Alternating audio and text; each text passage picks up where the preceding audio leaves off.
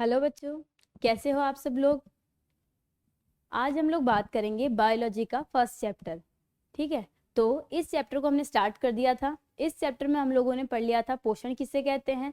फिर हम लोगों ने प्रीवियस लेक्चर के अंदर पढ़ा था कि पौधों के अंदर पोषण कैसे होता है, कि पौधे जो होते हैं अपना पोषण कैसे बनाते हैं या फिर पौधे अपना भोजन कैसे बनाते हैं।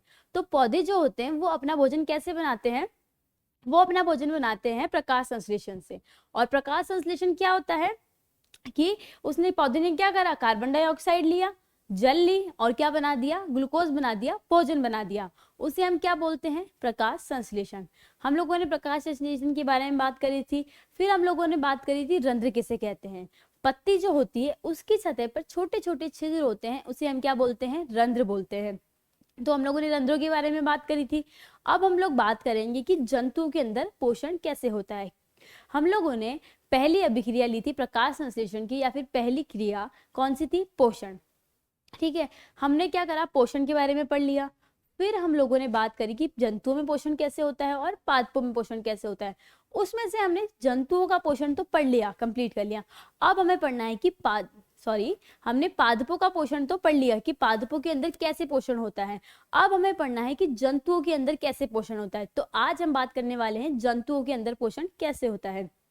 तो आइए स्टार्ट करते हैं। जंतुओं में पोषण, कि जंतुओं के अंदर पोषण किस प्रकार होता है, जंतु किस प्रकार पोषण को ग्रहण करते हैं और उस ग्रहण करे हुए भोजन से किस प्रकार एनर्जी प्राप्त करते हैं। ठीक है, तो क्या होता है जंतुओं में पोषण, किसमें पोषण, जंतुओं के अंदर पोषण की बात कर रहे हैं। कि कोई भी पर्सन है, मान लो ये पर्सन है, ठीक है, ये पर्सन किस प्रकार पोषण कर रहा है, किस प्रकार क्या कर रहा है, पोषण कर रहा है। इसमें भोजन किस प्रकार हो रहा है, वो क्या कहलाता है, हमारा जंतुओं के पोषण के अंदर आता है। कि ये पर्सन किस प्रकार पोषण को ग्रहण कर रहा है और उस ग्रहण करे हुए भोजन से किस प्रकार उसे एनर्जी मिलती है, तो वो क्या पढ़ेंगे हम जंतुओं के अंदर। ठीक है, सबसे इंपॉर्टेंट लाइन, ठीक है, जंतुओं में पोषण 5 चरणों में संपन्न होता है। मतलब जंतुओं के अंदर जो पोषण होता है कितने चरणों में संपन्न होता है, 5 चरणों के अंदर संपन्न होता है। सबसे इंपॉर्टेंट, ये मोस्ट इंपॉर्टेंट है कि जंतुओं के अंदर, चाहे वो आप गाय ले लो या फिर किसी मनुष्य की बात कर लो, मानव की ले लो, उनके अंदर पोषण कितने चरणों में संपन्न होता है, 5 चरणों में। ठीक है, तो सबसे पहली बात कि जब भी जंतुओं की पोषण की बात आएगी तो कितने चरण होंगे उसके अंदर 5 चरण होंगे। टोटल 5 स्टेप होंगे। उन 5 स्टेप के अंदर जंतुओं के अंदर पोषण क्या होता है, कंप्लीट होता है। ठीक है, अब हम बात करते हैं वो 5 चरण कौन कौन से होते हैं। ठीक है, हम लोगों ने ये तो पता कर लिया कि 5 चरण होंगे।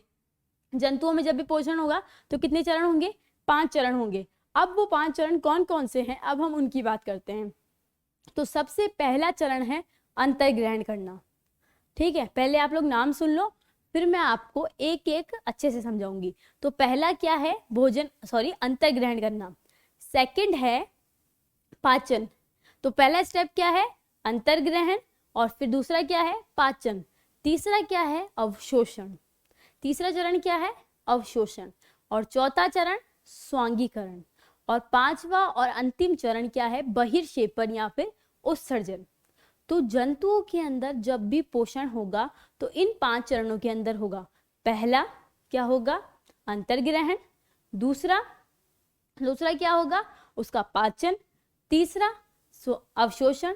चौथा स्वांगीकरण। और पांचवा और आखिरी बहिर्क्षेपण। तो देखो, सबसे पहला क्या है, अंतर्ग्रहण। दूसरा है पाचन। तीसरा है अवशोषण। एंड फोर्थ है स्वांगीकरण। एंड लास्ट फिफ्थ क्या है, बहिर्क्षेपण। तो जंतुओं के अंदर पोषण टोटल 5 चरणों के अंदर होता है। और ये 5 चरण कौन कौन से हैं, पहला है अंतर्ग्रहण, दूसरा है पाचन, तीसरा है अवशोषण, चौथा है स्वांगीकरण और पांचवा है बहिर्क्षेपण। ठीक है, तो सबसे पहले हम लोग बात कर रहे हैं फर्स्ट चरण की, अंतर्ग्रहण की। ये लोग कोई भी पर्सन है, ठीक है, ये पर्सन है, ये कोई व्यक्ति है, ये है हमारा फूड पड़ा है, मान लो यहाँ पर कोई पिज्जा पड़ा है, ठीक है, ये क्या है, पिज्जा है। लिख देती हूँ पिज्जा। ठीक है, ये क्या है? पिज्जा। जब इस व्यक्ति इस पिज्जा को अपने मुंह के अंदर लेगा, कहां पर लेगा? अपने मुख के अंदर लेगा, तो उसे हम क्या बोलेंगे? अंतर्ग्रहण।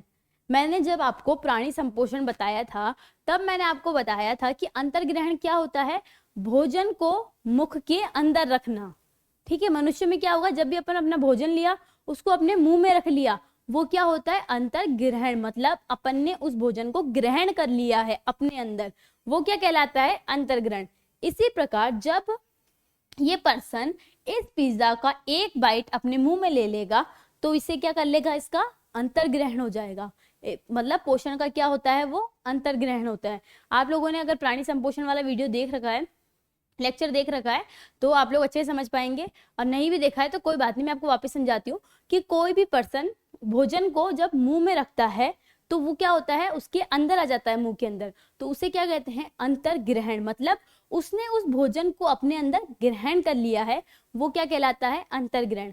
मैंने क्या लिया? खाना लिया और एक बाइट ली रोटी की, उसे अपने मुंह में रखा, वो क्या है? अंतर्ग्रहण। ठीक है, जैसे और एक और एग्जाम्पल है अंतर्ग्रहण का, अमीबा वाला। ठीक है, ये अमीबा है। अमीबा जो होती है वो, उसका कोई भी शेप नहीं होता, और ये क्या है? Food particle. ठीक है, थोड़े टाइम बाद में अमीबा क्या करेगी?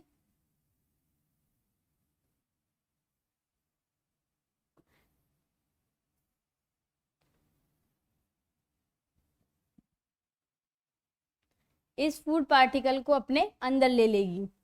ठीक है, तो ये क्या करेगा? पहले तो ये फूड पार्टिकल बाहर था, बट कुछ समय पश्चात ये भोजन उसके अंदर चला जाता है, तो ये क्रिया क्या कहलाती है? अंतर्ग्रहण। क्या कहलाती है? या फिर हम बोल सकते हैं ये वाला फर्स्ट स्टेप, ये क्या है? अंतर्ग्रहण। मतलब अमीबा ने उस भोजन को अपने अंदर ले लिया, अपने अंदर ग्रहण कर लिया। या फिर मनुष्य द्वारा भोजन को मुख में रखना, उसे ग्रहण करना क्या कहलाता है? अंतर्ग्रहण। ठीक है, अब हम बात करते हैं पाचन, सेकंड स्टेप की। फर्स्ट स्टेप तो आई थिंक आप लोगों को क्लियर हो चुका होगा कि भोजन को मुख के अंदर रखना। ठीक है, अब सेकंड है पाचन। पाचन मतलब क्या होता है? देखो, ये क्या होता है? बड़े बड़े फूड मॉलिक्यूल होते हैं। ठीक है, जटिल अणु होते हैं, इन्हें क्या होता है? छोटे छोटे अणुओं में परिवर्तित कर दिया जाता है।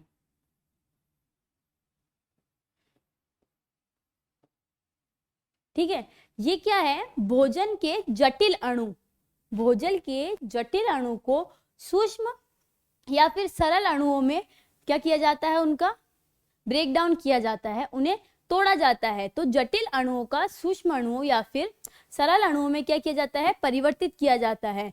तो वह प्रक्रम जिसमें जटिल अणुओं को सरल अणुओं में परिवर्तित किया जाता है, या फिर भोजन के बड़े बड़े अणुओं को क्या हो जाता है? सरल अणुओं में परिवर्तित किया जाता है, ये क्या कहलाता है? हमारा पाचन। क्या कहलाता है? पाचन। तो पाचन क्या होता है? भोजन के जटिल अणुओं को किसमें परिवर्तित करना? सूक्ष्म अणुओं में परिवर्तित करना, वो क्या कहलाता है? पाचन। तो अभी हम लोगों ने बात करी अंतर्ग्रहण किसे कहते हैं और पाचन किसे कहते हैं।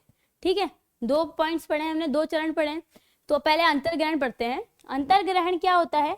भोजन को मुख शरीर के अंदर लेने की प्रक्रिया। अंतर्ग्रहण की डेफिनेशन क्या है? भोजन को मुख या शरीर के अंतर्ग्रहण लेने की प्रक्रिया। अमीबा, ठीक है, यहाँ पर अमीबा बनाया था, ये फूड पार्टिकल था। थोड़ी देर बाद में अमीबा ने इस फूड पार्टिकल को अंदर ले लिया, तो क्या आ गया? शरीर के अंदर ग्रहण करने की प्रक्रिया, वो क्या कहलाता है? हमारा अंतर्ग्रहण। फिर वही मैंने दूसरी तरफ आपको बताया पोषण, सॉरी पाचन। क्या बताया? पाचन।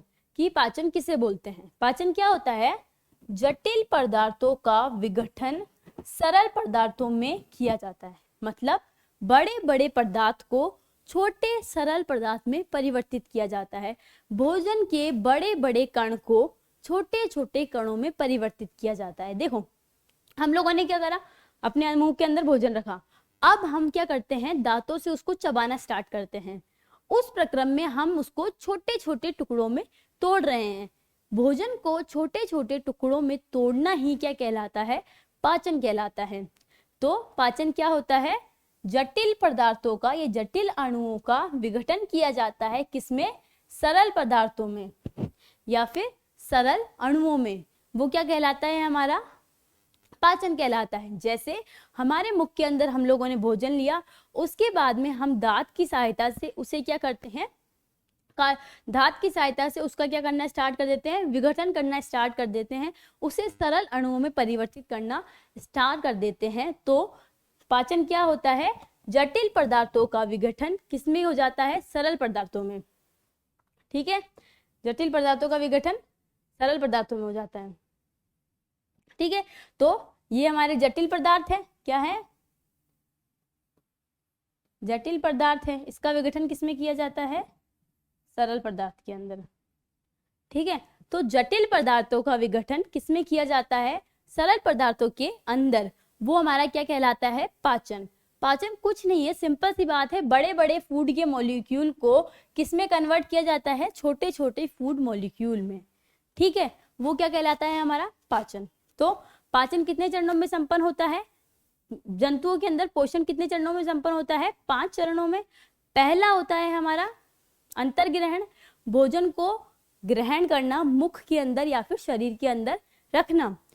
फिर उसके बाद में उसे जटिल अणुओं को छोटे अणुओं में परिवर्तित करना, वो क्या कहलाता है? पाचन। इसको अपने आप से कनेक्ट करो। हम लोगों ने खाना लिया, उसे मुंह के अंदर रखा, वो क्या हो गया? हमारा अंतर्ग्रहण। उसके बाद में हमने उसे चबाना स्टार्ट किया, तो हम बड़े फूड को छोटे छोटे फूड में कन्वर्ट कर रहे हैं, वो क्या होता है? हमारा पाचन। ठीक है, अब हम बात करते हैं थर्ड क्या होता है? अवशोषण। अवशोषण की बात करते हैं कि थर्ड स्टेप अवशोषण क्या होता है। तो अवशोषण क्या होता है? घुलनशील या फिर पचे हुए भोजन का, भोजन पच चुका है, मतलब भोजन जो होता है सरल अणुओं में परिवर्तित हो चुका है। तो ये लाइन क्या बोल रहा है? सरल अणुओं को, या फिर हम बोल सकते हैं पचे हुए भोजन का शरीर के विभिन्न अंगों तक विस्तृत होना। मतलब पचे हुए भोजन का शरीर के विभिन्न अंगों तक पहुंचना। विस्तृत होना मतलब पहुंचना, वहां पर क्या कर रहे हैं? वो पहुंच रहे हैं। ठीक है, तो जो पचे हुए अणु हैं उनका शरीर के विभिन्न अंगों तक पहुंचना क्या कहलाता है? हमारा अवशोषण कहलाता है। तो अवशोषण क्या होता है? पचा हुआ या फिर घुलनशील। तो पचे हुए भोजन का शरीर के विभिन्न अंगों तक पहुंचना या फिर विस्तृत होकर जाना क्या कहलाता है? अवशोषण कहलाता है। ठीक है, मान लो हमारा जो फूड खाया था उसका पाचन हो गया, मतलब वो सरल अणुओं में परिवर्तित हो चुका है। अब वो पोषण या फिर वो भोजन अलग अलग जगह पर जाएगा, अलग अलग अंगों के पास में जाएगा। मतलब ब्रेन के पास में जाएगा, हमारे हार्ट के पास में जाएगा, हमारी किडनी के पास में जाएगा। ठीक है, लीवर के पास में जाना। उस पचे हुए भोजन का हमारे विभिन्न अंगों तक जाना, मतलब हमारे मस्तिष्क तक जाना, हमारे हृदय तक जाना, किडनी के पास में जाना। तो वो भोजन जो पचा हुआ भोजन था वो कहाँ पर चला गया? हमारे ब्रेन के अंदर, हमारे हार्ट के अंदर। उसे हम क्या बोलते हैं? अवशोषण। तो अवशोषण क्या है? कुछ नहीं है, घुलनशील या फिर पचे हुए भोजन का शरीर के विभिन्न अंगों तक विस्तृत होना क्या कहलाता है? हमारा अवशोषण। ठीक है, तो अवशोषण क्लियर होगा। पहला अंतर्ग्रहण, भोजन को मुख के अंदर रखना, और दूसरा पाचन, मतलब उसको चबाना और बड़े अणुओं को छोटे अणुओं में परिवर्तित करना। उसके बाद में उस पचे हुए भोजन को जहां पर उसकी जरूरत है या फिर विभिन्न अंगों तक पहुंचाना क्या कहलाता है? अवशोषण। अब आता है चौथा स्टेप। कौन सा है? स्वांगीकरण। स्वांगीकरण क्या होता है? ठीक है, मान लो हम लोगों ने फूड लिया, ठीक है, ये पर्सन है, ठीक है, इस पर्सन ने क्या करा? फूड लिया। अब इसने फूड खाया, ठीक है, उसके बाद में फूड पच भी गया, ठीक है। अब उसके बाद में उस फूड का कहां पर जाना? मान लो ब्रेन के अंदर चला गया, ठीक है, उस फूड वो चला गया ब्रेन के अंदर। अब वो ब्रेन के अंदर क्या काम आएगा? अब उस फूड का ब्रेन से क्या करना, अब वो ब्रेन में से उससे क्या प्राप्त की जाएगी, उससे क्या ली जाएगी, एनर्जी ली जाएगी, ऊर्जा प्राप्त करी जाएगी। ठीक है, क्या प्राप्त करना, उस पचे हुए या फिर हम बोल सकते हैं उस पचे हुए भोजन से जो कहाँ पर है, हमारे अंगों के अंदर है, वहां पर अंगों से क्या प्राप्त करना, ऊर्जा प्राप्त करना। जैसे जो जो फूड हमारे ब्रेन के अंदर है वहां पर भी उस फूड से क्या की जाएगी, एनर्जी, और जो जहां पर है, जो जहां की एनर्जी वही यूज की जाएगी। ठीक है, तो क्या है, पौष्टिक तत्व भोजन को अच्छी तरह अपने शरीर, कोशिका, उत्तक में बुला लेना। मतलब पचा हुआ जो भोजन है वो कहाँ पर पहुंच चुका है, हर एक सेल्स के अंदर पहुंच चुका है, हर एक कोशिका के अंदर पहुंच चुका है, मतलब हर एक सेल के अंदर या फिर हर एक कोशिका के अंदर, हर एक उत्तक के अंदर और हर एक अंग में पहुंच चुका है। अब उससे फिर और पहुंचना और क्या करना, और उससे ऊर्जा प्राप्त करना। मतलब जो पौष्टिक तत्व या फिर पचा हुआ भोजन है, भोजन का अच्छी तरह से अपने शरीर के कोशिका या फिर उत्तक में उसको बुला लेना, उत्तक में बुला लेना और उससे ऊर्जा प्राप्त करना। वो क्या कहलाता है, हमारा स्वांगीकरण। स्वांगीकरण क्या है, भोजन से ऊर्जा प्राप्त करना, क्या कहलाता है, हमारा स्वांगीकरण। ठीक है, तो 4 स्टेप थे, 4 चरण थे, 4 चरण की हमने बात करी, 5वां चरण अभी बाकी है। पहले हम 4 चरण को एक बार वापस पढ़ते हैं। पहला, अंतर्ग्रहण, भोजन को मुंह के अंदर रखना। इसको अपने आप से कनेक्ट करोगे ना तो आपको इजीली समझ में आएगा, आप भूल भी नहीं पाओगे कभी। तो फर्स्ट है अंतर्ग्रहण, मतलब मुख में ग्रहण करना। फिर आता है उसको चबाना स्टार्ट करना, तो वो क्या कहलाता है, पाचन। बड़े अणुओं को किस में परिवर्तित करेगा, छोटे अणुओं में परिवर्तित करेगा। ठीक है, फिर तीसरा क्या होता है, विभिन्न अंगों तक पहुंचा दिया जाता है। उस पचे हुए भोजन को विभिन्न अंगों तक पहुंचा दिया जाता है। ठीक है, फिर उसे हम क्या बोलते हैं, अवशोषण। जैसे हमारे ब्रेन में चला गया, ठीक है, हमारे हार्ट में चला गया, हमारे किडनी में चला गया, ठीक है, और फिर वहां पर उससे ऊर्जा प्राप्त करना। मतलब जो हमारा भोजन हमारे ब्रेन में गया तो उसे हमने बोल दिया अवशोषण। उसके बाद में उससे ऊर्जा प्राप्त करना क्या कहलाता है, स्वांगीकरण। और अब हम लास्ट स्टेप की बात करते हैं, लास्ट और 5th स्टेप, बहिर्क्षेपण। बहिर मतलब बाहर, नाम से ही पता चलेगा, बहिर मतलब बाहर। ठीक है, मतलब बहिर्क्षेपण या फिर हम बोल सकते हैं उत्सर्जन। तो जो भी हमने भोजन खाया, ठीक है, जो भी हमने भोजन लिया, तो ये जरूरी नहीं है कि वो सारा भोजन हमारे लिए उपयोगी हो।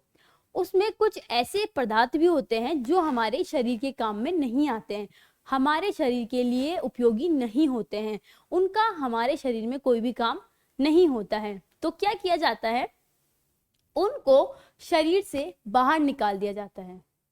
पहले ये सारे स्टेप हो जाते हैं, जो भी हमने फूड लिया उससे एनर्जी प्राप्त कर लेते हैं, मतलब भोजन को अंतर्ग्रहण करने से उसका स्वांगीकरण हो जाता है। उसके बाद में जो भी भोजन हमारे लिए अनावश्यक होता है, मतलब उसकी हमारी बॉडी के अंदर या फिर हमारे शरीर के अंदर कोई भी कार्य नहीं होता है, वो वेस्ट ऐसे ही पड़ा है हमारे शरीर के अंदर, तो उसे क्या कर दिया जाता है, बॉडी से बाहर निकाल दिया जाता है, उत्सर्जन कर दिया जाता है। तो बहिर्क्षेपण क्या होता है, अपचित भोजन को शरीर से बाहर निकालना। क्या होता है, अपचित भोजन को शरीर से बाहर निकालना क्या कहलाता है, हमारा बहिर्क्षेपण। ठीक है, तो आई होप आप लोगों की समझ में आया होगा कि जंतुओं में पोषण कैसे होता है। तो जब भी जंतुओं की पोषण की बात आ गई, जब भी कोई भी बात करेगा कि जंतुओं की पोषण की बात करा आपसे, तो आपके माइंड में क्लियर होना चाहिए कि अगर जंतु आ गए तो पोषण कितने चरणों में संपन्न होगा, 5 चरणों में। ठीक है, पहला अंतर ग्रहण करना, दूसरा उसका पाचन करना, मतलब बड़े अणुओं को किसमें कन्वर्ट करना, छोटे अणुओं में। ठीक है, फिर आता है तीसरा। तीसरा क्या होता है, विभिन्न अंगों तक ट्रांसफर करना या फिर विभिन्न अंगों तक पहुंचना। मतलब पहले तो क्या हो गया, उसको ले लिया मुंह में, ठीक है, फिर उसके बाद में उसे पाचन हो गया। अब उस पचित भोजन का विभिन्न अंगों तक या फिर कोशिकाओं तक पहुंचना, वो क्या कहलाता है हमारा अवशोषण। और फिर उस पहुंचने के बाद में उस पोषण से क्या प्राप्त करना, एनर्जी लेना या फिर ऊर्जा प्राप्त करना, क्या कहलाता है स्वांगीकरण। और हमारा लास्ट स्टेप है बहिर्क्षेपण, जो भोजन या फिर अपचित भोजन जो हमारी बॉडी के अंदर किसी भी काम का नहीं है उसे शरीर से बाहर निकाल देना। तो जब भी हम जंतुओं के पोषण की बात करेंगे हमारे माइंड में ये 5 स्टेप आने चाहिए, हम इन 5 स्टेप के बारे में ही बात करेंगे, ठीक है। तो अब हम बात करते हैं जंतुओं में पोषण स्टार्ट करते हैं। हमारी बुक के अंदर 2 जनों के बारे में दे रखा है। तो पहला हम पढ़ेंगे अमीबा के बारे में, अमीबा में पोषण मतलब अमीबा के बारे में पढ़ेंगे कि अमीबा में पोषण कैसे होता है। फिर हम पढ़ेंगे सेकंड मानव के अंदर पोषण, ठीक है। तो पोषण में हमने ओवरव्यू पढ़ लिया पोषण का कि पोषण जो होता है क्या होता है। फिर हम लोगों ने जंतुओं का पोषण पादपों के अंदर पोषण पढ़ लिया। अब हम पढ़ने वाले हैं जंतुओं के अंदर पोषण में भी 2 पोषण जो होते हैं, जैसे अमीबा के अंदर पोषण और मानव के अंदर पोषण, ठीक है। तो ये 5 स्टेप ही होंगे। जब भी हम अमीबा क्या है, एक जंतु है, तो ठीक है जंतुओं के अंदर आती है, तो ये 5 स्टेप ही हम अमीबा के अंदर पढ़ेंगे। और जब बारी आएगी मानव के अंदर तब भी हम ये 5 स्टेप ही पढ़ेंगे, ठीक है। आई होप आपको क्लियर होगा, ठीक है। तो अमीबा क्या होती है, हम पढ़ते हैं अमीबा के बारे में। अमीबा क्या होता है, ठीक है, स्टार्ट कर लो इसे। क्वेश्चन पूछा जाता है अमीबा में पोषण समझाइए, ठीक है। तो सबसे पहली बात, अमीबा एक कोशिकीय जीव है। मतलब आप लोगों ने 9th क्लास में पढ़ा होगा एक कोशिकीय जीव और बहुकोशिकीय जीव कैसे बोलते हैं, ठीक है। जिसको याद है अच्छी बात है, जिसको नहीं है फिर मैं एक बार और बता देती हूँ। ऐसे जीव जिसके शरीर के अंदर एक ही कोशिका होती है, ठीक है, ये एक ही कोशिका होती है। और ऐसे जीव जिसके शरीर के अंदर बहुत सारी कोशिकाएं होती हैं, ये क्या होता है बहुकोशिकीय। ऐसा जीव जिसके शरीर में कितनी कोशिका होती है, एक कोशिका होती है। और ऐसे जीव जिसके शरीर में एक से ज्यादा कोशिका होती है, ठीक है, ग्रेटर देन 1, ठीक है। तो बहुत सारी कोशिकाएं होती है। जिसके शरीर में एक कोशिका होती है उसे हम बोलते हैं एक कोशिकीय जीव। और जिस जीव के शरीर में एक से अधिक कोशिकाएं होती है उसे हम बोलते हैं बहुकोशिकीय जीव। हम क्या हैं, हम बहुकोशिकीय जीव हैं। हमारे शरीर में एक से अधिक कोशिकाएं उपस्थित हैं, ठीक है। तो एक कोशिकीय जीव मतलब उसके शरीर में कितनी कोशिका है, एक सिंगल कोशिका। कितनी है, एक कोशिका ही है। तो अमीबा क्या होता है, एक कोशिकीय जीव है। इसका कोई आकार नहीं होता, मतलब इसका कोई शेप नहीं होता। ये इस शेप का भी हो सकता है, ये इस शेप का भी हो सकता है, ठीक है, ये इस शेप का भी हो सकता है, ठीक है। तो ये किसी भी शेप में अपने आप को कन्वर्ट कर सकता है, फर्स्ट सेकंड थर्ड। तो जो अमीबा होता है उसका कोई निश्चित आकार नहीं होता है। अमीबा के लिए पहली बात तो क्या हो गई कि इसका कोई भी आकार नहीं होता है। दूसरा, ये एक कोशिकीय जीव है। क्या है, एक कोशिकीय जीव है, ठीक है। पूछ लेते हैं कि एक कोशिकीय जीव के नाम बताइए। तो एक तो हो गया अमीबा, दूसरा हो गया पैरामीशियम, ठीक है। क्वेश्चन आ सकता है 1 नंबर में कि एक कोशिकीय जीव के नाम बताइए। अमीबा बता सकते हो, पैरामीशियम बता सकते हो, ठीक है। फिर आता है पाचन के लिए कोई विशेष अंग उपस्थित नहीं होता है। मतलब ये बोल रहा है कि पाचन के लिए कोई विशेष अंग नहीं होता है। हमारे अंदर तो पाचन के लिए क्या हो जाता है, पाचन तंत्र होता है, डाइजेस्टिव सिस्टम। क्यों, क्योंकि हमारे अंदर बहुत सारी कोशिकाएं हैं। पर जो अमीबा है, ये अमीबा है, ठीक है। इस अमीबा के अंदर एक ही कोशिका है। ये एक ही कोशिका इसमें सारे काम करती है, ठीक है। भोजन बनाने का भी, भोजन लाने का भी, उससे एनर्जी लेना भी, ठीक है। तो ये क्या है, इसी से उत्सर्जन भी करती है, ठीक है। तो इसमें क्या होता है, एक ही कोशिका सारे काम करती है, ठीक है। इसमें कोई विशेष अंग नहीं होता है, किसके लिए, पाचन के लिए, या फिर हम बोल सकते हैं पोषण में इसमें कोई विशेष अंग नहीं होता है, ठीक है। तो अमीबा के अंदर क्या होता है, पोषण के लिए या फिर पाचन के लिए कोई विशेष अंग उपस्थित नहीं हो सकता होता है। देखो ये क्या है, हमारी अमीबा, ये अमीबा है,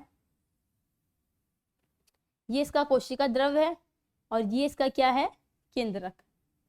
क्या है, ये इसका है केंद्रक और ये जो है ये क्या है, कोशिका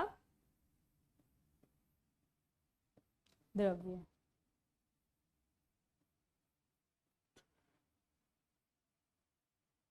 कोशिका द्रव्य।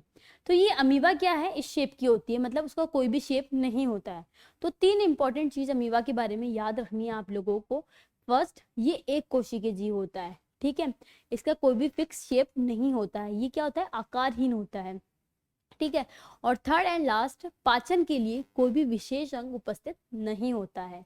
क्यों? क्योंकि ये एक ही कोशिका है और एक ही कोशिका क्या करती है, इसमें सारे कार्य करती है, ठीक है। अब मैं बताती हूँ इसके अंदर पाचन। मैंने आपको अभी बताया कि जंतुओं के अंदर पाचन कितने चरणों में संपन्न होता है, 5 चरणों के अंदर। और वो 5 चरण कौन कौन से हैं, अंतर्ग्रहण, पाचन, अवशोषण, स्वांगीकरण और उत्सर्जन या फिर बहिर्क्षेपण। इन 5 स्टेप से क्या होता है, पोषण होता है या फिर भोजन होता है, भोजन या फिर पाचन बोल सकते हो, भोजन होता है जंतुओं के अंदर। तो अभी हम किसके अंदर बात कर रहे हैं, अमीबा के अंदर। देखो अमीबा के अंदर क्या होता है। पहले तो अमीबा क्या होता है, अभी मैंने बताया कि इसका कोई भी फिक्स शेप नहीं होता है, ठीक है। तो हमारे माइंड में क्लियर होना चाहिए, जो मैंने 3 चीजें आपको बताई, एक बार मैं वापस रिकॉल करा देती हूँ। पहली चीज, ये क्या होता है, एक कोशिकीय जीव होता है। दूसरा, इसका कोई भी आकार नहीं होता है, मतलब ये किसी भी शेप का हो सकता है। तीसरा, कोई विशेष अंग उपस्थित नहीं है, किसके लिए, पाचन के लिए, ठीक है। तो ये तीनों बातें याद रखना। अब हम बात करते हैं, ये हमारा अमीबा है, ठीक है, ये इसका न्यूक्लियस और ये इसके साइटोप्लाज्म।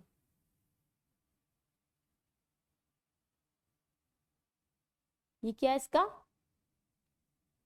साइटोप्लाज्म, ठीक है। अब मैं बनाती हूँ फूड। ये क्या है, भोजन। क्या है, भोजन। अब क्या है, अमीबा को इस भोजन को ग्रहण करना है, ठीक है। अब हमें अमीबा को पोषण क्यों करते हैं, क्यों, क्योंकि हमें एनर्जी चाहिए होती है। तो अमीबा को भी क्या चाहिए होगी, एनर्जी चाहिए होगी। तो ये क्या करेगी, भोजन लेगी। अब सोचो, भोजन तो बाहर है, ये इस भोजन को अपने शरीर के अंदर कैसे लेगी। भोजन तो खुद चल के आने से रहा। अगर हमें खाना खाना होता है तभी हम अपने हाथ से खाना लेते हैं और फिर अपने मुंह में रखते हैं, ठीक है। तो ये भोजन तो खुद चल के अमीबा के पास आने से रहा। तो ये अमीबा क्या करती है, अब ये क्या होता है, इसका कोई भी आकार नहीं होता है, तो ये क्या करती है, उस बात का फायदा उठाती है, ठीक है। तो 2 फिंगर लाइक प्रोजेक्शन, उंगली जैसे प्रवर्ध, ठीक है, उंगली जैसे प्रवर्ध बनाकर, दूर बनाती हूँ, ठीक है, उंगली जैसे क्या बनाती है, 2 प्रवर्ध। तो ये क्या बनाए, जिसे हम क्या बोलते हैं, कूटपाद, ठीक है।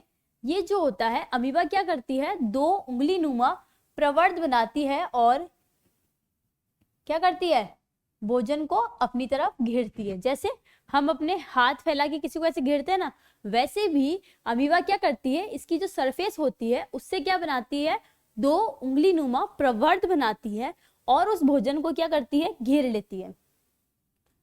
उसने क्या करा, भोजन को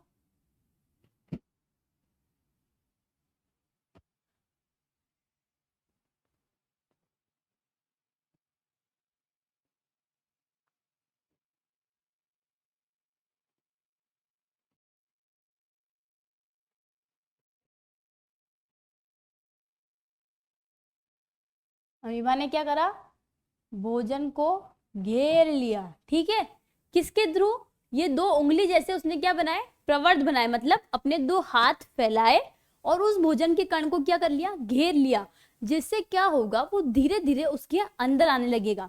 ये वाला डायग्राम देखो, फर्स्ट नंबर का, इसमें क्या है, जो फूड है वो अमीबा से कितना दूर है, ठीक है। अब सेकंड वाला देखोगे, जब उसने क्या बनाए, ये 2 उंगली नुमा प्रवर्ध बनाए, ठीक है, जिसे हम क्या बोलते हैं, कूटपाद। इन उंगलीनुमा प्रवर्त को बनाकर भोजन के कण को क्या करा, घेरा। उससे क्या हुआ, भोजन इसके पास आ गया। ठीक है, अमीबा का पूरा मतलब उसके माइंड में सेट है कि उसे क्या करना है, अभी इस वक्त भोजन को अपने अंदर ग्रहण करना है, सिर्फ ग्रहण करना है। तो उसने क्या करा, कूटपाद बनाया और भोजन के कण को धीरे धीरे अपनी तरफ घेरना स्टार्ट करा। ठीक है, तो धीरे धीरे क्या होगा, ये जो है फूड है ये उसके अंदर आ जाएगा, ये इसका न्यूक्लियस।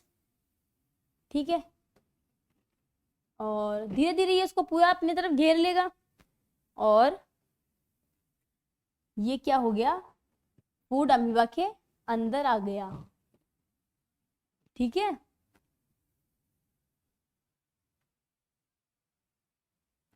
फूड क्या आ गया, अमीबा के अंदर।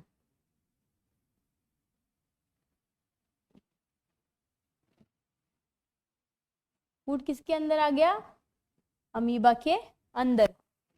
ठीक है, तो ये तीनों किसके अंदर आते हैं, भोजन के अंतर्ग्रहण। मतलब अमीबा ने क्या कर लिया, भोजन का अंतर्ग्रहण कर लिया। कैसे करा, नॉर्मल ऐसे थे, 2 उंगली नुमा प्रवर्ध बनाए, कूटपाद बनाए और भोजन को अपने अंदर ग्रहण कर लिया। तो ये क्या हो गया हमारा, अंतर्ग्रहण। फर्स्ट स्टेप क्लियर हो गया। ठीक है, और जब एक बात याद रखना कि जब भोजन अमीबा के अंदर चला जाता है तो जो भोजन होता है वो अपने चारों तरफ एक रिक्तिका बनाता है, उसे हम क्या बोलते हैं, खाद्य रिक्तिका। तो ये क्या है, खाद्य रिक्तिका। ठीक है, क्या है, रिक्तिका। तो क्या बना ली उसने, खाद्य रिक्तिका।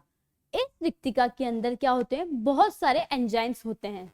ठीक है, ये एंजाइम्स मैं आपको आगे बताऊंगी कि एंजाइम्स किसे बोलते हैं। अभी आप इतना याद रखो कि इसके अंदर क्या होते हैं, बहुत सारे एंजाइम्स होते हैं जो क्या करते हैं, भोजन के जटिल अणुओं को किसमें परिवर्तित कर देते हैं, सरल अणुओं में परिवर्तित कर देते हैं। मतलब क्या कर दिया, जो ये थे इसके जटिल अणु थे उसे किसमें परिवर्तित कर दिया, सरल अणु में परिवर्तित कर दिया। तो वो क्या कहलाता है, पाचन। तो ये भी हो गया, पाचन कहां पर हुआ, खाद्य रिक्तिका के अंदर, किसमें, अमीबा के अंदर। तो अमीबा ने सबसे पहले 2 कूटपाद बनाए और भोजन को ग्रहण करा और फिर उसके बाद में खाद्य रिक्तिका में उपस्थित एंजाइम ने उसे क्या करा, पाचन कर दिया। ठीक है, अब आता है हमारा थर्ड स्टेप। ठीक है, ये हमारा पूरा फर्स्ट स्टेप, ये हमारा पूरा सेकंड स्टेप। अब हम पढ़ते हैं थर्ड स्टेप। ठीक है, देखो क्या होता है, ये अमीबा है, ये न्यूक्लियस है, ये हमारा साइटोप्लाज्म है।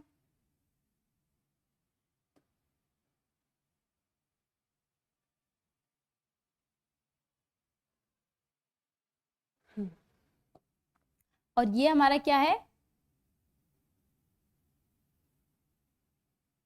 पचा हुआ भोजन। क्या है हमारा, पचा हुआ भोजन। ठीक है, ये हमारा पचा हुआ भोजन है। इस पचे हुए भोजन का मैंने आपको अवशोषण की परिभाषा क्या बताई थी, पचे हुए भोजन का विभिन्न अंगों तक पहुंचना क्या कहलाता है, मतलब विभिन्न अंगों तक पहुंचना। तो ये भोजन कहां पर पचा, खाद्य रिक्तिका के अंदर पचा। इस भोजन का विभिन्न अंगों तक मतलब कोशिका के अंदर पहुंचना क्या कहलाता है, अवशोषण। देखो ये न्यूक्लियस हो गया,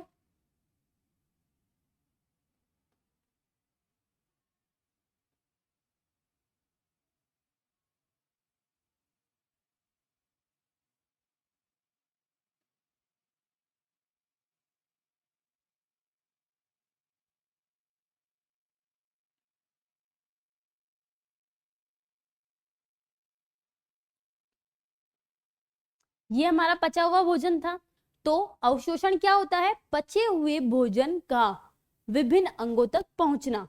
तो यहाँ पर अंग तो नहीं है, तो पचे हुए भोजन का पूरी कोशिका में पहुंचना, विसरित होकर जाना।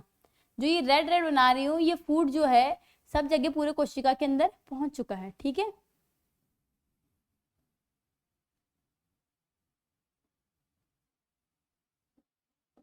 ठीक है, तो भोजन का क्या हो गया, अवशोषण हो गया। मतलब पचे हुए भोजन का विभिन्न या फिर पूरी कोशिका के अंदर पहुंचना, वो क्या कहलाता है? अवशोषण। अब इससे क्या होता है? अवशोषण 3 स्टेप हो गए। पहला स्टेप क्या था? अंतर ग्रहण करना। भाई उसने 2 उंगली जैसे प्रवर्त बनाए और भोजन को या फिर अभोजन को अपने अंदर ले लिया, ठीक है। सेकंड था पाचन। उसके अंदर जब उसने उसको अंतर ग्रहण करा तो भोजन के चारों तरफ क्या बन जाती है? एक खाद्य रिक्तिका, ठीक है।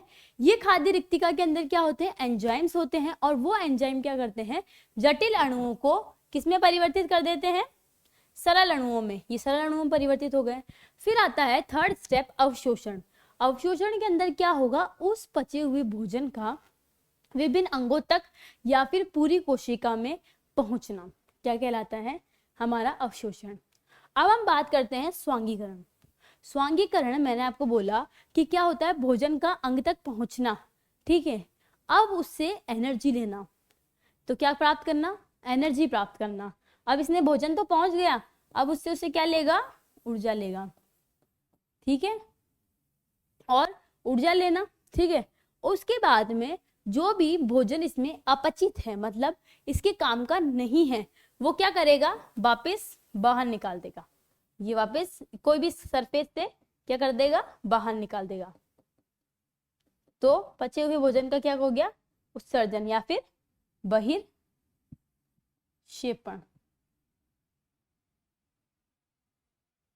बहिर्क्षेपण। तो पचे हुए भोजन का क्या हो गया? बहिर्क्षेपण। तो हमारा लास्ट स्टेप भी कंप्लीट होता है। तो टोटल कितने स्टेप बताए थे मैंने? 5 स्टेप। पहला क्या हुआ? अंतर्ग्रहण करना, उसके बाद में उसका पाचन करना, फिर उससे विभिन्न स्थानों पर पहुंचाना, और फिर उससे ऊर्जा प्राप्त करना, और जो पचा हुआ भोजन है या फिर जो अपचित भोजन है, जो पचा नहीं है, या फिर हमारे शरीर में या फिर अमीबा के शरीर में जो किसी भी काम का नहीं है, उसे क्या कर देना? सतह से बाहर निकाल देना, ठीक है। तो ये टोटल 5 स्टेप है। किसके अंदर? अमीबा के अंदर। तो एग्जाम में हम बात करेंगे, तो एग्जाम में हम बनाएंगे ये वाले, ठीक है। ये वाले डायग्राम बनाएंगे, ये 4 डायग्राम बनाएंगे, ठीक है। चाहो तो ये पहले वाला ही बना सकते हो, पर आप लिखोगे कि अमीबा के अंदर पोषण 5 चरणों में संपन्न होता है, और ये वाला डायग्राम बताओगे, ठीक है। थोड़ा सा इसके बारे में पढ़ लेते हैं। अमीबा कोशिकीय सतह से उंगली जैसे अस्थायी प्रवर्ध कूटपाद, जो उसने उंगली नुमा संरचना बनाई ना ऐसे वाली, उसे हम क्या बोलते हैं? कूटपाद, ठीक है। कूटपाद बनाकर भोजन को ग्रहण करती है। मतलब वापस पढ़ लो इसको एक बार। अमीबा कोशिकीय सतह, मतलब ये बोलना चाह रहा है ये हमारी अमीबा है, ठीक है, और ये इसका न्यूक्लियस। अमीबा ने कोशिकीय सतह से, और ये हमारा, मैं येलो से फूड बना रही हूँ, ये फूड है। अमीबा ने कोशिका की सतह से क्या करा? अस्थायी प्रवर्ध। अस्थायी क्यों बोले? क्योंकि इसका कोई भी फिक्स शेप नहीं होता। अस्थायी प्रवर्ध बनाकर कूटपाद, प्रवर्ध को हम क्या बोलते हैं? कूटपाद बनाकर भोजन को ग्रहण करा, मतलब भोजन को अपने अंदर ले लिया, ठीक है। तो अमीबा ने कोशिकीय सतह से अस्थायी प्रवर्ध कूटपाद बनाकर भोजन को क्या कर लिया? ग्रहण कर लिया, ठीक है। ग्रहण करना फर्स्ट स्टेप होता है। सेकंड, यह भोजन के कण को यह घेर लेते हैं, यह संगठित होकर खाद्य रिक्तिका का निर्माण करते हैं। ये क्या करते हैं? भोजन के कण को घेर लेते हैं और क्या बनाते हैं? खाद्य रिक्तिका। और इस खाद्य रिक्तिका के अंदर क्या होते हैं? बहुत सारे एंजाइम्स होते हैं, और ये एंजाइम क्या करते हैं? पाचन करते हैं, मतलब जो फूड है उसको सरल अणुओं में परिवर्तित करते हैं, ठीक है। तो घेर लेते हैं और क्या करते हैं? खाद्य रिक्तिका का निर्माण करते हैं। खाद्य रिक्तिका में जटिल पदार्थों का सरल पदार्थों में विघटन किया जाता है। मैंने यही बताया कि ये खाद्य रिक्तिका थी, थोड़ी देर पहले डायग्राम बनाया था, इसको खाद्य रिक्तिका मान लो, ये फूड मान लो। तो खाद्य रिक्तिका में जटिल पदार्थ को किसमें परिवर्तित कर दिया? सरल पदार्थ में। ठीक है, ये क्या हो गया हमारा पाचन। देखो वापिस इधर आ जाओ। खाद्य रिक्तिका में जटिल पदार्थों का सरल पदार्थों में विघटन करना। ठीक है, उसके बाद वह कोशिका द्रव्य में विसरित हो जाता है और कोशिका की वृद्धि और विकास में उपयोग किया जाता है। मतलब ये क्या बोल रहा है, पहले तो उसने उसका क्या किया, सरल पदार्थों में विघटन किया और उसके बाद में वो कोशिका द्रव्य में क्या हो गया, वितरित हो गया। देखो पूरा कोशिका द्रव्य में चला गया, ये रेड रेड जो फूड था पूरा कहाँ चला गया, कोशिका द्रव्य में वितरित हो गया। और ये कहाँ पर यूज में आएगा, इस कोशिका या फिर इस अमीबा की वृद्धि में। किसमें, इस अमीबा की वृद्धि में और विकास में। ठीक है, तो इस अमीबा की वृद्धि और विकास में क्या लेगा, काम में आएगा। ठीक है, बचा हुआ अपच पदार्थ मतलब जिसका पाचन नहीं हुआ है या फिर जो हमारे शरीर के लिए अनावश्यक है, कोशिका की सतह से बाहर निष्कासित कर दिया जाता है। मतलब कोशिका की सतह से उसे क्या कर दिया जाता है, बाहर निकाल दिया जाता है। ठीक है, तो अमीबा के अंदर पोषण आपको समझ में आया होगा अच्छे से कि अमीबा के अंदर पोषण भी इन 5 चरणों के अंदर संपन्न होता है। अंतर्ग्रहण करेंगे उसका पहले, फिर उसका पाचन करेंगे, फिर उसका अवशोषण करेंगे, फिर उसका स्वांगीकरण करेंगे और फिर क्या करेंगे, बहिर्क्षेपण करेंगे। तो अमीबा में जब भी क्वेश्चन आएगा तो अमीबा में पाचन समझाइए या फिर अमीबा में पाचन कैसे होता है, तो आप क्या बताएंगे कि अमीबा में पाचन कितने चरणों में संपन्न होता है, 5 चरणों में, और 5 चरण लिखेंगे और फिर ये डायग्राम्स बनाएंगे। ठीक है, और एक एक को डिस्क्राइब करेंगे कि इस चरण में क्या होता है। तो मैंने आपको बताया था कि जंतुओं के अंदर जब हम पाचन पढ़ेंगे तो हमारी बुक के अंदर 2 के बारे में दे रखा है, पहला अमीबा और दूसरा आता है मानव या फिर मनुष्य के अंदर पाचन, मतलब हमारे अंदर पाचन कैसे होता है। ठीक है, तो जो अमीबा के अंदर पाचन था वो तो हमने पढ़ लिया। ठीक है, अब हमें पढ़ना है मनुष्य के अंदर पाचन। ठीक है, जब हम मनुष्य के अंदर पाचन पढ़ लेंगे उसके बाद में हमारी जैव प्रक्रम की पहली अभिक्रिया क्या हो जाएगी, खत्म हो जाएगी। पहली अभिक्रिया क्या थी, जैव प्रक्रम की पहली अभिक्रिया थी पोषण। ठीक है, हम लोगों ने पोषण स्टार्ट किया था कि पोषण क्या होता है, तो पोषण पढ़ा हमने। फिर उसके बाद में हम लोगों ने पढ़ा पौधों के अंदर पोषण और जंतुओं के अंदर पोषण। जंतुओं में भी हम लोगों ने अमीबा के अंदर पोषण पढ़ लिया है। अब जैसे ही हम मनुष्य के अंदर पोषण पढ़ लेंगे या फिर मनुष्य के अंदर पाचन पढ़ लेंगे, ये हमारी अभिक्रिया क्या हो जाएगी, कंप्लीट हो जाएगी। ठीक है, और ज्यादातर क्वेश्चन इसी से पूछे जाते हैं या फिर ये पूरा चैप्टर इंपॉर्टेंट है, उसमें भी पोषण जो होता है वो भी इंपॉर्टेंट होता है। ठीक है, सबसे ज्यादा इंपॉर्टेंट पोषण ही होता है इसके अंदर। तो पोषण की हम लास्ट बात करेंगे, पोषण की जो लास्ट अभिक्रिया है या फिर पोषण का जो लास्ट टॉपिक है उसकी बात कर रहे हैं, मनुष्य में पाचन। ठीक है, इसके बाद में पोषण जो होता है हमारा खत्म हो जाएगा। उसके बाद में हम लोग स्टार्ट करेंगे, जैसे ही हम मनुष्य में पाचन पढ़ लेंगे उसके बाद में हम स्टार्ट करेंगे श्वसन की, श्वसन किसे कहते हैं। ठीक है, तो स्टार्ट करते हैं। क्या है हमारा टॉपिक, मनुष्य में पाचन। ठीक है, तो मनुष्य में पाचन क्या होता है, मनुष्य में पाचन आहार नाल में संपन्न होता है। ठीक है, तो हमें याद होना चाहिए या फिर पता होना चाहिए कि मनुष्य में पाचन कहाँ पर होता है, आहार नाल के अंदर। ठीक है, अमीबा के अंदर पाचन कहाँ पर होता है, कोशिका के अंदर। या फिर हम ऐसे बोल सकते हैं अमीबा में कोई भी विशेष अंग उपस्थित नहीं होता है, अमीबा पे कहीं पर भी क्या हो जाता है, पाचन हो जाता है। ठीक है, वहीं दूसरी तरफ मानव के अंदर पाचन कहाँ पर होता है, आहार नाल होता है, आहार नाल में होता है। आहार नाल में इसलिए होता है क्योंकि पाचन के लिए अलग से अंग होते हैं। ठीक है, पाचन के लिए अलग से अंग होते हैं जिसे हम बोलते हैं पाचन तंत्र।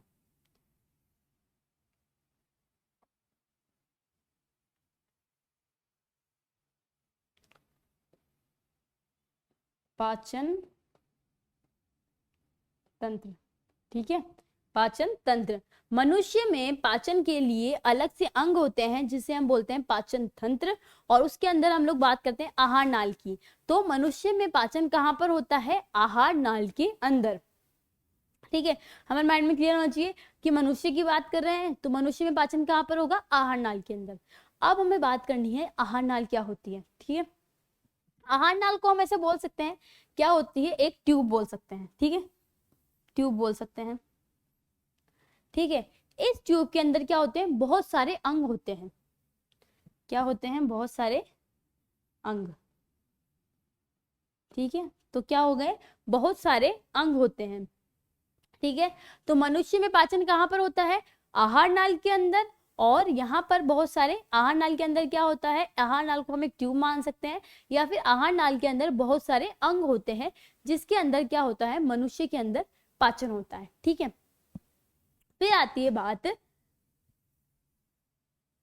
आहार नाल मुख से शुरू होकर गुदा द्वार पर समाप्त होती है। ठीक है, आहार नाल कहाँ से स्टार्ट होती है, कहाँ से शुरू होती है, मुख से शुरू होती है, और कहाँ पर समाप्त होती है, गुदा द्वार पर। ठीक है, तो दो चीज याद रखना कि मनुष्य के अंदर पाचन कहाँ पर होता है, मनुष्य के अंदर पाचन आहार नाल में होता है। और आहार नाल जो होती है कहाँ से स्टार्ट होती है, मुख से स्टार्ट होती है, और कहाँ पर समाप्त होती है, गुदा द्वार पर। देखो ये क्या है, माउथ, मुख है। जैसे ही ये मुंह खोलेगा तो वो क्या हो जाएगी, मुंह क्या करेगा, मुख। ठीक है, और जो ये मैं बना रही हूँ, रेड से बनाती हूँ, मुख के अंदर से जो ये मैं रेड कलर से बना रही हूँ, ये क्या है, ये हमारी पूरे, ये जो रेड कलर से पूरा है, ये जो रेड कलर से मैंने बनाया है, ये पूरी हमारी क्या है, आहार नाल।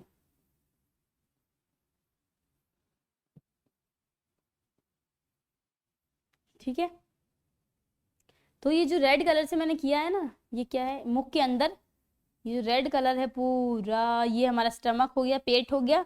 ठीक है, ये हमारा लीवर हो गया इधर से, ये हमारा पेनक्रियास हो गया, small intestine, large intestine, anus तक, गुदा द्वार तक। ठीक है, तो ये जो है हमारी क्या है, हमारी आहार नाल। और आहार नाल कहाँ से स्टार्ट होती है, मुख से स्टार्ट होकर गुदा द्वार पर समाप्त होती है।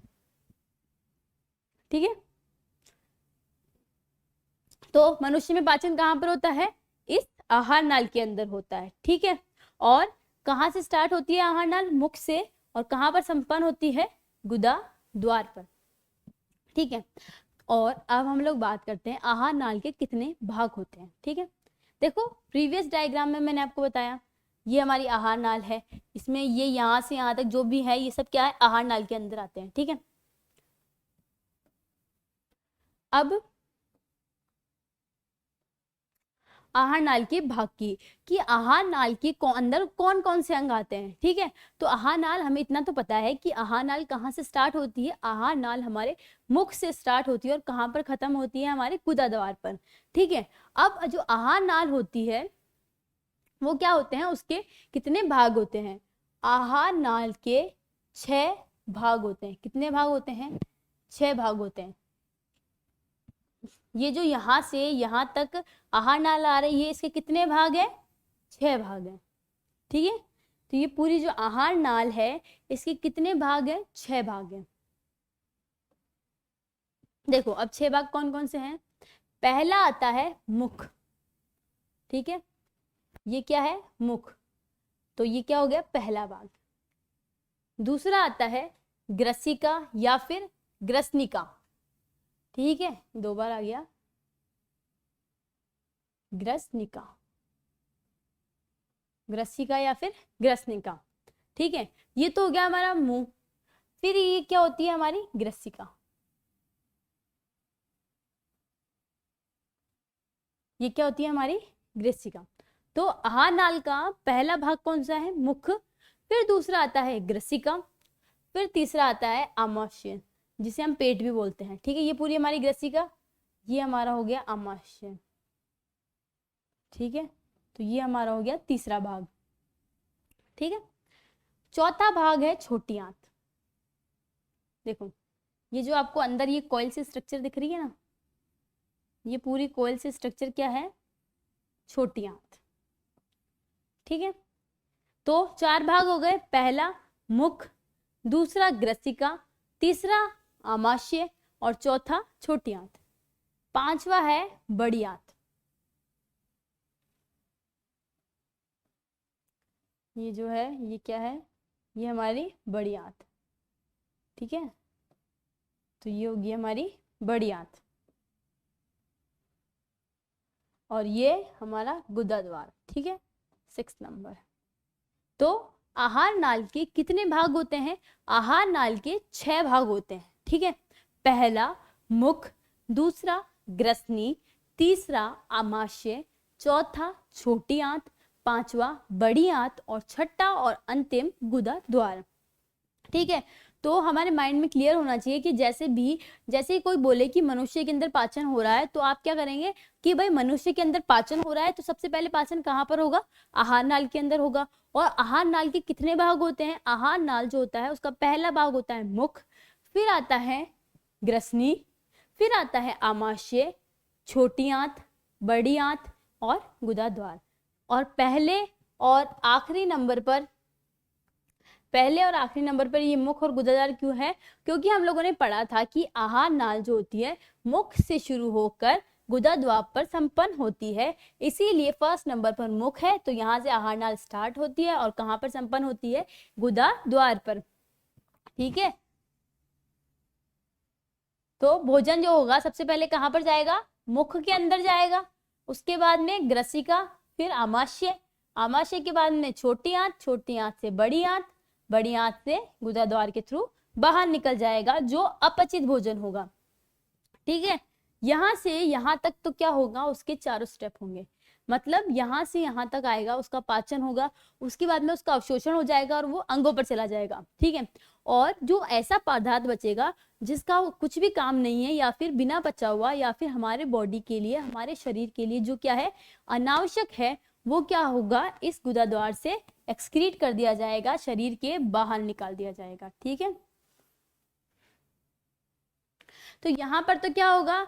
उसका पाचन होगा, फिर उसके बाद में उसका अवशोषण करके उसे जहां पर उसकी जरूरत है वहां पर भेज दी जाएगा, ठीक है। और उससे स्वांगीकरण करके वो लोग क्या ले लेंगे? एनर्जी ले लेंगे। फिर जो अपचित भोजन है या फिर जो पचा नहीं है या फिर जो हमारे शरीर में किसी भी काम का नहीं है, उससे क्या ली जाएगी? उसे क्या कर दिया जाएगा? शरीर के बाहर निकाल दिया जाएगा, ठीक है। तो आप लोगों को समझ में आया कि फर्स्ट भाग कौन सा है? मुख। तो भोजन सबसे पहले कहां पर जाएगा? मुख के अंदर, उसके बाद में कहां पर जाएगा? ग्रसिका में, और फिर कहां पर जाएगा? आमाशय में, और फिर छोटी आंत से होते हुए बड़ी आंत में जाएगा, और जो अपचित भोजन होगा वो गुदाद्वार से बाहर निकाल दिया जाएगा, ठीक है। अब हम लोग बात करते हैं, हम लोगों ने, मैंने आपको बताया, देखो वापस चलते हैं, कि जो हमारे आहार नाल होते हैं उसके 6 भाग होते हैं, ठीक है। उन 6 भागों में से हम बात करने वाले हैं पहले भाग की। पहला भाग क्या है? मुख। तो हम लोग स्टार्ट कर रहे हैं, पहला भाग आहार नाल का क्या है? मुख, ठीक है। मुख, मुख के अंदर क्या होता है? आप अपने मुंह के अंदर देखेंगे तो क्या होता है? हमारे मुंह के अंदर क्या होती है? जीभ होती है, दांत होते हैं, ठीक है। साथ साथ क्या होता है? लार ग्रंथि भी होती है, ठीक है। तो हमारे मुख के अंदर क्या होता है? जीभ होते हैं, दांत होते हैं और लार ग्रंथि भी होती है, ठीक है। आप देखोगे हमारा मुंह जो होता है, मुंह से बोलते हैं ना, जैसे कोई भी चीज को देखते हैं तो पानी आता है, ये क्या होता है? लार होती है, ठीक है। तो ये लार कहाँ से आती है? लार ग्रंथि स्रावित करती है, ठीक है। तो हमारे मुख के अंदर क्या होते हैं? जीभ होते हैं, दांत होते हैं और लार ग्रंथि होती है, ठीक है। तो हम लोग सबसे पहले जब मुंह पढ़ेंगे तो मुख के अंदर हम लोग क्या स्टार्ट करेंगे? सबसे पहले दांत स्टार्ट करेंगे। हम लोग बात करेंगे दांत का, कि जब भोजन हमारे मुख में जाता है तो दांत क्या करते हैं? उसका पाचन कैसे करते हैं, ठीक है। तो हम लोग इन तीनों के बारे में पढ़ेंगे। मुख के अंदर 3 है स्टेप, पहला जीभ, दांत और लार ग्रंथि। सबसे पहले हम लोग बात करेंगे दांत की, ठीक है। तो ये क्या हो गई? हमारी जीभ, ये हमारे दांत, और अंदर ही बहुत सारा सलाइवा होता है, लार होती है, उसे हम क्या, वो किसके थ्रू आता है? लार ग्रंथि के थ्रू। तो हम लोग बात करने वाले हैं दांत के बारे में, ठीक है। दांत क्या करता है? हमने भोजन है, ठीक है, हमने भोजन लिया, मुंह में रखा, ठीक है। उसके बाद में हमने उसे चबाना स्टार्ट किया, ठीक है। आप चबाओगे उस, तो क्या कर रहे हो आप? भोजन के बड़े बड़े कण को छोटे छोटे कणों में तोड़ रहा है। कौन तोड़ रहा है? हमारे दांत। तो दांत क्या कर रहे हैं? भोजन को चबाने का कार्य कर रहे हैं। क्या कर रहे हैं? चबाने का कार्य कर रहे हैं, ठीक है। भोजन को चबाने का कार्य करते हैं। ठीक है, अपने आप से रिलेट करते जाओ। अंतर्ग्रहण, भोजन को हमने मुख में रख लिया, ठीक है, उसके बाद में उसका क्या स्टार्ट होता है, पाचन। तो दांत ने क्या करा, उन्हें चबाया, चबाने के कारण वो बड़े बड़े अणु से छोटे अणु में परिवर्तित हुए और वही क्या होता है हमारा पाचन। ठीक है, तो दांत क्या करते हैं, भोजन को चबाने का कार्य करते हैं। ठीक है, अब आती है दांत की संख्या। ठीक है, जो ऊपर का जो होता है, ऊपर का जबड़ा होता है और ये नीचे का जबड़ा है। ठीक है, ऊपर के जबड़ों में दांतों की संख्या 16, नीचे के जबड़ों में 16, टोटल कितने हो गए, 32। ठीक है, टोटल कितने दांत हो गए, 32। तो एक वयस्क मनुष्य के अंदर, एक वयस्क मनुष्य में कुल 32 दांत उपस्थित होते हैं। कितने दांत उपस्थित होते हैं, 32 दांत। तो याद रखना कि एक वयस्क मनुष्य के अंदर कितने दांत होते हैं, 32 दांत उपस्थित होते हैं। वहीं दूसरी तरफ आपसे पूछ लिया जाए एक छोटे बच्चे के अंदर, ठीक है, आप अपने दांत काउंट करोगे, अभी मैं अपने दांत काउंट करूंगी तो टोटल 32 दांत होंगे। ठीक है, बट अगर आप किसी छोटे बच्चे के दांत काउंट करेंगे तो 32 दांत नहीं होंगे। एक छोटे बच्चे के अंदर कितने दांत होते हैं, टोटल 20 दांत होते हैं। ठीक है, बच्चे के अंदर बता रही हूं मैं, किसके अंदर, बच्चे के अंदर। तो अगर आपसे पूछे कि एक वयस्क मनुष्य के अंदर दांतों की संख्या, तो ऊपर के जबड़ों की दांतों की संख्या 16, नीचे के जबड़ों की दांतों की संख्या 16, टोटल कितने दांत हो गए, 32। तो याद रखना एक वयस्क मनुष्य में कुल 32 दांत उपस्थित होते हैं। ठीक है, फिर आता है दांत के प्रकार। ठीक है, कि कितने प्रकार के दांत होते हैं, 4 प्रकार के। हमारे अंदर 4 प्रकार के दांत प्रेजेंट होते हैं। कितने प्रकार के, 4, कृतनक, रदनक, अग्र चवर्णक और चवर्णक, या फिर इंसाइजर, साइजर, प्रीमोलर और मोलर। ठीक है, तो हम लोगों ने पढ़ा कि दांत क्या करते हैं, चबाने का कार्य करते हैं, किसको, भोजन को। और फिर हम लोगों ने पढ़ा कि एक वयस्क मनुष्य में कितने दांत होते हैं, 32 दांत होते हैं। फिर मैंने आपको बताया कि दांत कितने प्रकार के होते हैं, 4 प्रकार के। ठीक है, तो मनुष्य में 4 प्रकार के दांत पाए जाते हैं। कितने प्रकार के दांत होते हैं, 4 प्रकार के। कितने, 4 प्रकार के। ठीक है, पहला कृतनक, दूसरा रदनक, तीसरा अग्र चवर्णक और चौथा चवर्णक। देखो यहां बताती हूं मैं कि कौन से कृतनक हैं। ये जो दांत हैं, आगे वाले दांत हैं, ये क्या है हमारे कृतनक। ठीक है, फिर ये वाले दांत जो है हमारे रत्नक, और फिर जो है इसके पीछे अग्र चवर्णक और फिर क्या है, चवर्णक। ठीक है, तो जो हमारे सामने के दांत होते हैं वो क्या होते हैं, काटने वाले होते हैं, तो उसे हम क्या बोलते हैं, कृतनक। ठीक है, और उसके जो पास में वाले दांत होते हैं उसे हम क्या बोलते हैं, रदनक। वो क्या करते हैं, चीरने का काम करते हैं। ठीक है, तो पहले इतना याद रखो कि 4 प्रकार के दांत होते हैं। पहला होता है कृतनक, दूसरा होता है रदनक, तीसरा होता है अग्र चवर्णक और चौथा होता है चवर्णक। ठीक है, तो कितने प्रकार के दांत होते हैं, 4 प्रकार के दांत होते हैं। ठीक है, कृतनक, इनका कार्य क्या होता है, भोजन को काटने का कार्य। मतलब क्या होता है, देखो आप, कभी होता है कि रोटी को जो होता है, अपन रोटी या फिर पराठा होता है उसका रूल बना के खाते हैं। ठीक है, तो हम क्या करते हैं, मुंह में तोड़ते हैं। तो आप देखोगे हमने उसको, आगे वाले जो दांत होते हैं, सामने के 2 दांत, उससे हमने क्या करा, उसको तोड़ा, तो उससे क्या करा, उसको काटा। तो जो आगे वाले सामने वाले दांत होते हैं वो भोजन को काटने का काम करते हैं। मतलब जो आगे वाले दांत हैं, सामने वाले दांत हैं, वो क्या है, कृतनक है, और उसने क्या करा, भोजन को काटा। ठीक है, तो जो हमारे कृतनक हैं वो क्या करते हैं, भोजन को काटने का कार्य करते हैं। क्या करा उन्होंने, काटने का। ठीक है, फिर आता है रदनक, भोजन को चीरने फाड़ने का कार्य। क्या करते हैं, भोजन को चीरने फाड़ने का कार्य कौन करता है, रदनक करते हैं। ठीक है, हमारे अंदर कितने प्रकार के दांत होते हैं, 4 प्रकार के। पहला कृतनक, रदनक, अग्र चवर्णक और चवर्णक। जो कृतनक होते हैं भोजन को काटने का काम करते हैं, रदनक क्या करते हैं, भोजन को चीरने फाड़ने का काम करते हैं। ठीक है, वहीं जो हमारे अग्र चवर्णक होते हैं और चवर्णक होते हैं, ये क्या करते हैं, भोजन को चबाने और पीसने का कार्य करते हैं। और जो चवर्णक है, भोजन को चबाने और पीसने का कार्य करते हैं। मतलब इन दोनों का फंक्शन जो होता है वो क्या होता है, सेम है।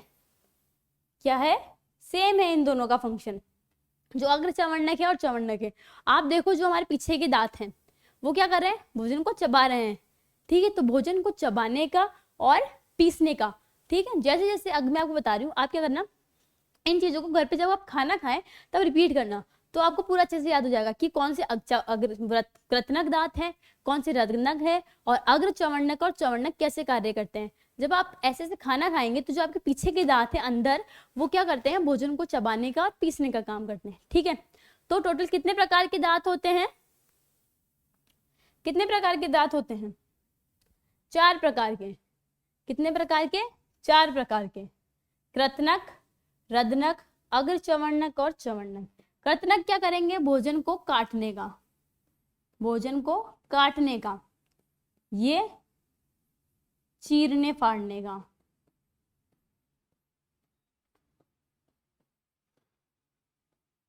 और अग्र चवर्णक और चबाने का और पीसने का।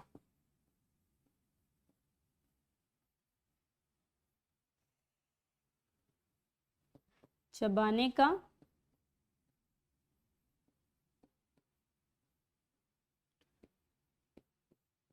पीसने का कार्य करते हैं। ठीक है, कौन सी दांत, अग्र चवर्णक और चवर्णक।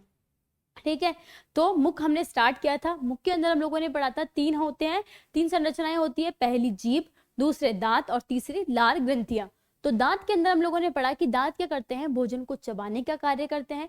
और एक वयस्क मनुष्य में कितने दांत होते हैं, 32 दांत होते हैं। ठीक है, उसके बाद में हम लोगों ने बात करी कि दांत जो होते हैं वो 4 प्रकार के होते हैं, कृतनक, रदनक, अग्र चवर्णक और चवर्णक। ठीक है, फिर मैंने आपको बताया कि कौन से दांत क्या कार्य करता है। जो हमारे कृतनक होते हैं वो क्या करते हैं, भोजन को काटते हैं। रदनक क्या करते हैं, भोजन को चीरने का और फाड़ने का काम करते हैं। वहीं जो अग्र चवर्णक और चवर्णक क्या है, भोजन को चबाने का कार्य करते हैं। ठीक है, तो आज के लेक्चर में बस इतना ही। आप लोग, आई होप आप सभी लोगों को अच्छे से समझ में आया होगा।